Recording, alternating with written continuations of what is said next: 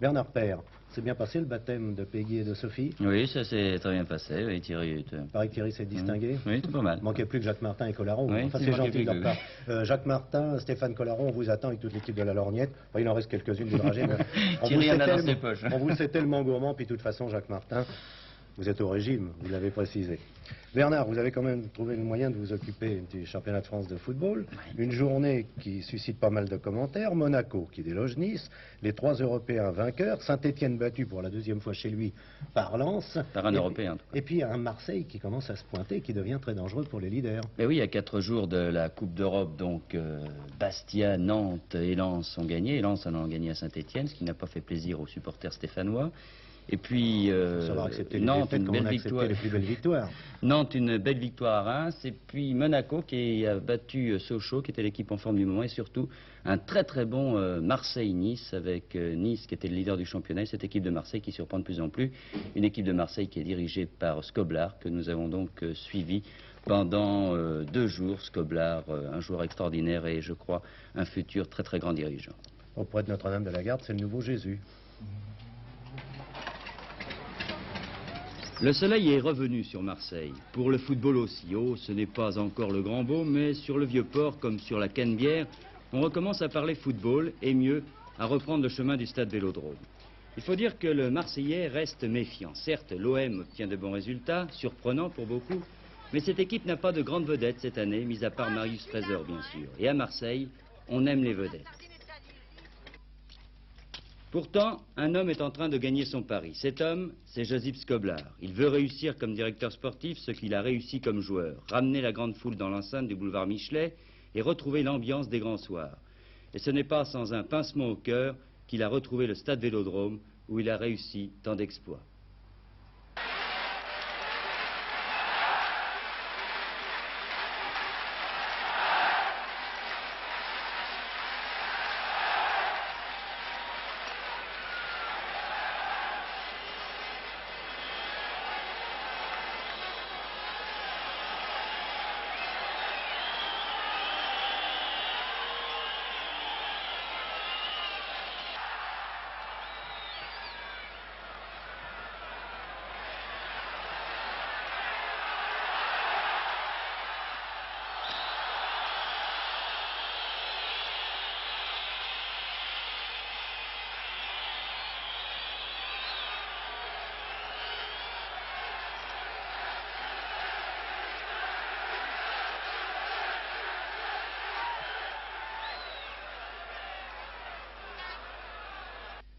Josip, cette carrière de joueur ne vous manque pas ici à Marseille? Oui, ça manque, mais je pense que ça me fait autant de plaisir de voir les autres joueurs qui progressent, puis le buteur aussi, parce que ça manque pas. Ça n'a pas été trop dur pour vous de prendre la décision d'arrêter votre carrière de joueur? C'est une décision qui était dure, mais je pense qu'elle était correcte parce que je ne pouvais pas faire autrement. Voilà, M. Skoblar, la bouillabaisse marseillaise, vous allez avoir le plaisir de déguster. Il suffit de vivre, de parler avec Josip Skoblar pour comprendre qu'il aime Marseille, pour comprendre également qu'il a pu laisser sa famille en Yougoslavie pour tenter une deuxième aventure ici en tant que directeur sportif. Il fallait un certain courage pour remettre tout en question. Lui qui est toujours le meilleur buteur du championnat de tous les temps n'a pourtant pas hésité. Il connaît les possibilités de Marseille, l'enthousiasme des supporters de l'OM. C'est peut-être pour cela que l'aventure l'a tenté. Je la présente à M. Skoblar, monsieur. Je me sens pratiquement comme à la maison, c'est-à-dire que j'ai vécu ici assez longtemps, quelques années, et puis je laissé de beaux souvenirs. Et Marseille lui-même aussi m'a laissé de beaux souvenirs. Alors je pense que tous les deux ensemble, ça marche pas mal. En somme, vous êtes le plus marseillais des Yougoslaves. Oui, parce qu'il y a des Yougoslaves qui ne sont pas à Marseille, mais je pense que c'était une ville agréable. Puis, de se plaire dans une ville, je pense qu'il faut être accepté. Et comme je suis accepté, je le pense, c'est plus facile de vivre ici, d'être étranger à Marseille qu'ailleurs, peut-être. En fait, Josip Skoblar aurait pu se retirer du football sans problème. Il a à Marseille une boutique de prêt-à-porter, le football lui a rapporté beaucoup d'argent, et sa femme le poussait à abandonner ce milieu qu'elle n'aime pas. Mais le football est un mal qui ronge Skoblar, un mal dont il ne peut se guérir Et comme c'est un gagneur, il n'est pas revenu à Marseille pour plaisanter. Cette année, j'espère, moi comme les joueurs et dirigeants de club aussi, de former un club sérieux, un club qui a une prétention de présenter un club valable sur le plan football, surtout sur le plan français. La patience n'est pas une des vertus du public marseillais. Vous pensez qu'il pourra attendre, qu'il acceptera d'attendre une année ou deux avant de voir son équipe jouer les premiers rôles? Mais je pense que c'est pas sûr. C'est pas sûr parce que c'est un public qui n'est pas patient du tout. Pour le moment, il fait confiance aux joueurs, aux dirigeants du club. J'espère pour moi et pour les autres, pour les joueurs et pour le club, qu'ils vont continuer à faire la confiance. Et je pense que dans la vie du football actuel, il faut être confiant, parce que si on n'est pas confiant, je ne pense pas qu'on arrive à faire quelque chose d'important aussi. Le sérieux, c'est un mot dont on ignorait un peu le sens à Marseille en ce qui concerne le football. Alors Skoblar est venu avec ses idées et avec un entraîneur jovial, sympathique mais ô combien compétent, Markovic. Un homme de Skoblar partage les idées mais également le travail, car Skoblar a les pleins pouvoirs du point de vue technique. Alors il s'occupe de tout, voit tout, et ce n'est pas pour rien que les journalistes l'avaient surnommé l'aigle d'Almat. En tout cas, il a gagné un atout d'importance, l'appui des supporters. Eh bien, Skoblar, je pense qu'il a eu, si vous voulez, le pouvoir de faire le break en début d'année, parce que même à Trésor, qui voulait un peu jouer les cadors, quoi, si je puis dire, il lui a fait voir que quand même, il fallait qu'il se mette au diapason de tous les autres joueurs. Et moi, je crois que c'est bien ainsi. Il y a une évolution pour accepter les jeunes, ce qu'on acceptait difficilement avant. Maintenant, ils sont acceptés beaucoup plus facilement. Peut-être c'est dû aux mauvais résultats des saisons passées. On a été un peu plus patient parce que maintenant, les jeunes nous prouvent qu'ils savent jouer et qu'ils font aussi bien que certaines vedettes. Ah, Skoblar, pour nous, c'est le bon Dieu. Alors, déjà avant, c'était le bon Dieu. Maintenant, il nous a sauvés dans la panique. On pensait qu'encore plus. Maintenant, on peut y faire une statue presque. Oui, il a raison, on peut y faire une statue et vraiment, quand il est venu, il a vachement amené du renouveau, quoi. Le premier grand rendez-vous pour Marseille, c'était bien ce match vendredi soir contre Nice, le leader. Markovic et Skoblar avaient les traits un peu plus tirés que d'habitude. Qu'allait faire cette jeune équipe marseillaise, bâtie à l'intersaison sans bruit, sans transfert association et pour cause, la gestion Méric avait laissé un trou de 5 millions dans les caisses de l'OM. Eh bien, les 35 000 spectateurs du stade Vélodrome allaient être rassurés, pour ne pas dire conquis. Les Marseillais faisaient un match plein, complet, jouant avec un enthousiasme et une volonté farouche pour contrer cette excellente équipe niçoise. Un rythme fou, des occasions de but de part et d'autre, et puis, en deuxième mi-temps, la délivrance. Une passe de Zvinka, une reprise de Flores et un but qui saluait la victoire de Marseille.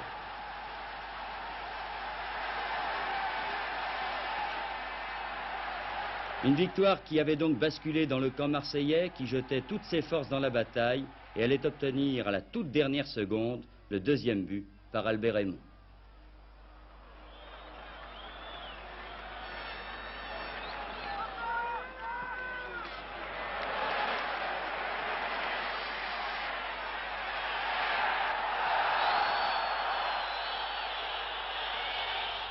Skoblar peut avoir le sourire, son pari est presque gagné.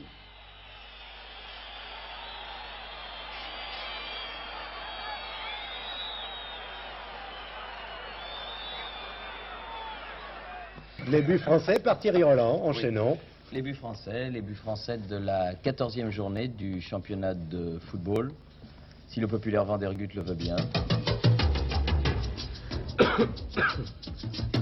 Nous voici donc à Bastia, pour Bastia en bleu contre Nîmes. Un but nîmois qui a un petit peu surpris notre opérateur. C'était le premier but de la partie, il n'était pas encore rodé. 1-0, but signé Marguerite. En deuxième mi-temps, les Corses vont marquer deux fois. Une première fois par Papy, décidément toujours là dans les grandes occasions. Et à quelques minutes de la fin, par le néerlandais Johnny Rep, qui donne la victoire à son nouveau club, 2-1.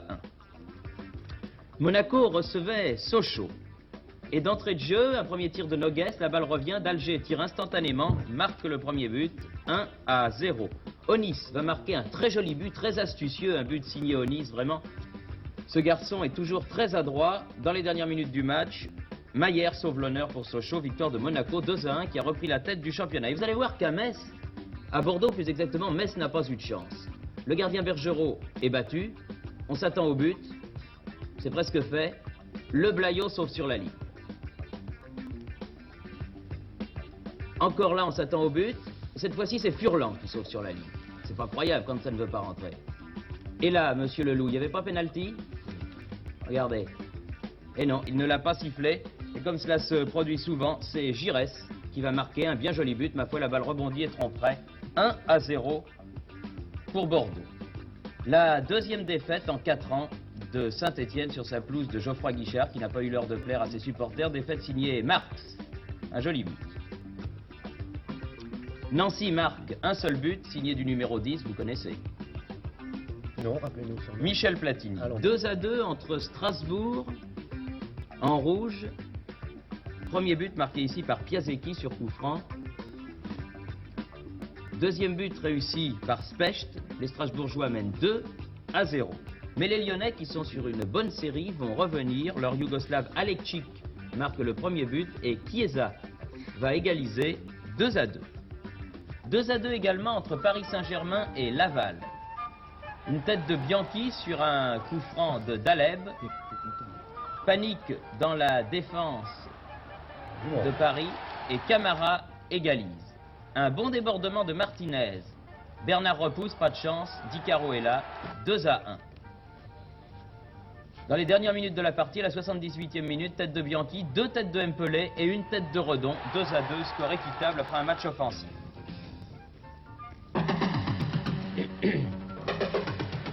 Mercredi à Madrid, l'Espagne recevait la Roumanie et devait absolument gagner pour garder des chances.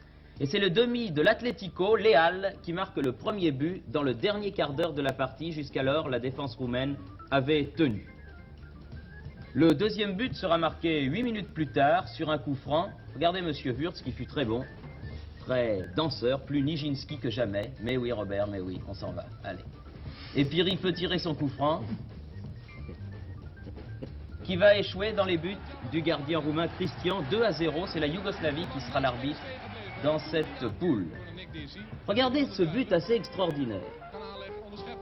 La défense de Sparta Rotterdam s'est dégagée. Van Kraai, le demi du PSV, tire de 40 mètres. Le goal n'est pas revenu. Mais la balle rebondit sur la transversale. Et Willy van der Kulen se présente et marque le seul but du match. C'était le match au sommet entre PSV Eindhoven et Sparta Rotterdam. Sparta Rotterdam, il reste moins d'une minute à jouer. Qui attaque? Et qui là, pense-t-on, va égaliser? Van Beveren est battu, il y a un joueur? Non, la transversale. Comme pour Bordeaux, quand ça ne veut pas rentrer. 1-0, PSV Eindhoven reste en tête. Ajax, lui, n'a pas fait la demi-mesure contre Venlo. 5-0. Premier but signé Lerby. Deuxième signé par Ruud Gils, l'avant-centre dont on parle aux Pays-Bas. Le chauve avant-centre d'Ajax, qui marque beaucoup de buts, qui sera peut-être soulier d'or cette année. Il marque le deuxième but. Van Dort va marquer le troisième d'un bon tir de loin. Gils va encore marquer le numéro 4.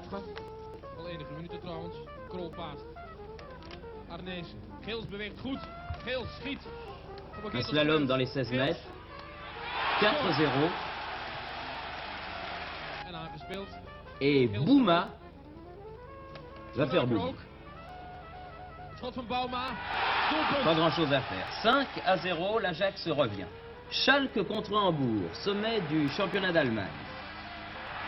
Avec un premier but réussi par l'avant-centre de Schalke, Fischer, qui est aussi le successeur de Gerd Müller dans l'équipe nationale allemande. Il va du reste, cet avant-centre bien percutant, typiquement germanique, marquer un beau deuxième but, tout en finesse, qui permet à Schalke de mener 2-0 à Gelsenkirchen chez lui. Mais sur ce corner, Keller, à moins que ce soit le corner direct, difficile de se faire une opinion, en tout cas, Hambourg revient à 2-1. Regardez ce corner une deuxième fois, difficile de dire si quelqu'un la touche. En tout cas, le gardien est gêné. 2-1. Et dans les dernières minutes de la partie, sur ce coup franc, Nogli déclenche un véritable coup de canon qui permet à l'équipe de Hambourg d'obtenir le match nul à Gelsenkirchen. Vous allez revoir au ralenti ce coup franc de Nogli, l'international allemand, capitaine de Hambourg, du pied droit. La balle va se loger en pleine lucarne. 2-2.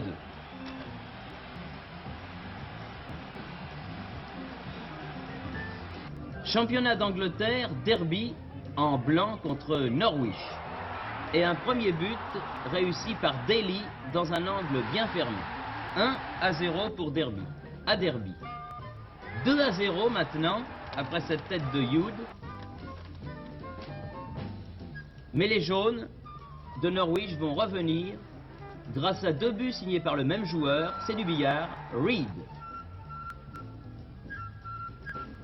Vous avez vu, le coup franc était pour Derby. Eh bien, sur la contre-attaque, regardez bien ce qui va se passer. Elle se développe, jeu simple, jeu britannique. La balle file à l'aile. Centre de l'ailier droit. Belle tête de Reed qui saute plus haut que tout le monde. 2 buts partout.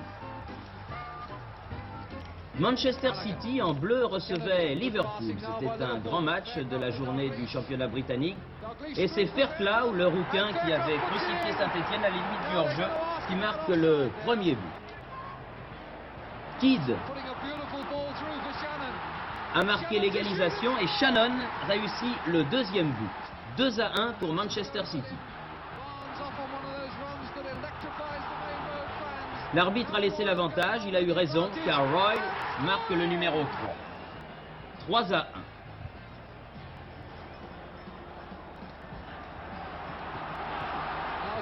Une belle contre-attaque. Clemens sort. Peut-être le 4e. Probablement. Allez.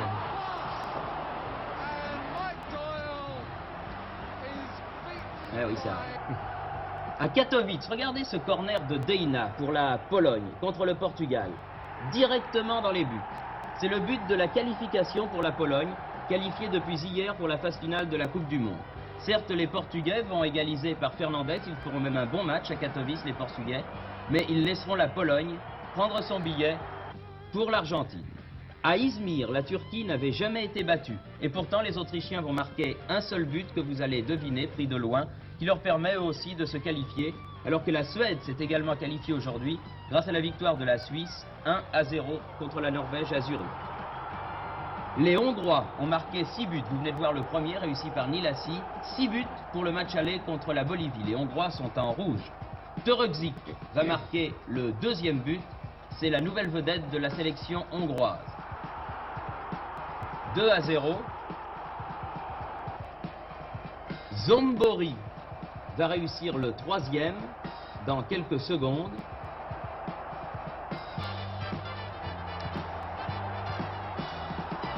Vardy et Pinter marqueront encore en première mi-temps. 5 buts en 39 minutes pour cette équipe de Hongrie qui marche très fort en ce moment contre la Bolivie. Un seul après le repos.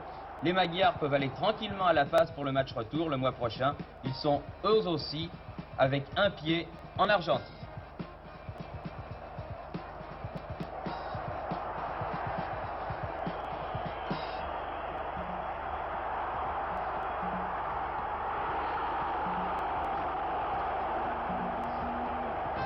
Il nous manquait Reims-Nantes en France. Vous le voici, ce match, la rencontre a commencé depuis moins d'une minute et c'est Pécou qui ouvre le feu d'un mètre tir 1-0.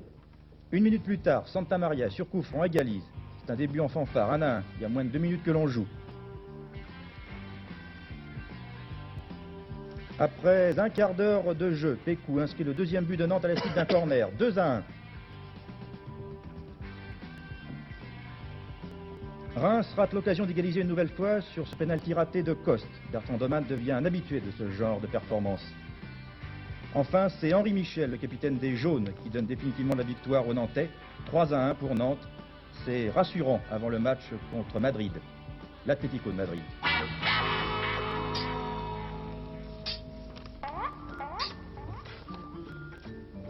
Martigues, le leader, est tombé à Alès, comme Auxerre chez lui face à Besançon, alors qu'Angers, qui se reprend, a battu Avignon. Et qu'aujourd'hui, Ajaccio a battu Toulon. Au classement, 4 clubs sont en tête. Martigues, Besançon, Angers et Ajaccio. Auxerre et Épinal, battus par Melun, sont à 2 points. Tours n'a laissé aucune chance à Rennes et reste seul en tête devant Lille et le Red Star. Beau vainqueur de l'UC. À 2 points, on trouve Dunkerque et Paris Football Club qui semblent avoir trouvé son rythme de croisière.